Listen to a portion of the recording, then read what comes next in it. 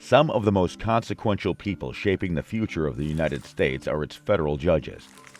More than 1,700 work in America's district courts, courts of appeal, and the Supreme Court, hearing cases involving the Constitution and federal laws. These lifetime appointments don't just hear cases, though. They define rights, policies, and freedoms affecting millions of Americans. Take, for example, the 5 Supreme Court justices who overturned Roe v. Wade in 2022, reversing a decades-old ruling on access to abortion. Or U.S. District Judge Roger Benitez, who, in 2023, reignited debates about gun control by ruling that California's ban on assault weapons was unconstitutional. Federal judges are appointed by the president, providing him an opportunity to define America's legal landscape while leaving a lasting legacy. These appointments must be approved by the Senate, something that is much easier when the chamber is controlled by the president's own party, as it is now.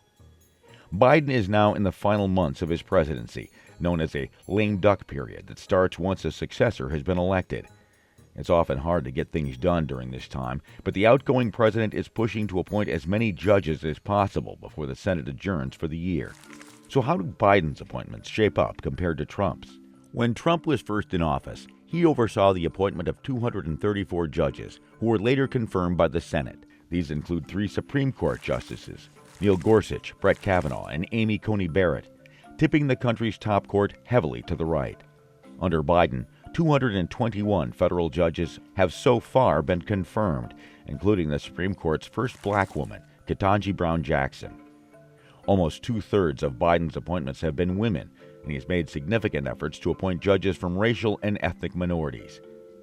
There are currently 40 outstanding vacancies in the federal judiciary and 12 pending nominations awaiting Senate confirmation. Democrats recently brokered a deal with Republicans to try and fast-track the Senate review of a handful of federal judge appointments.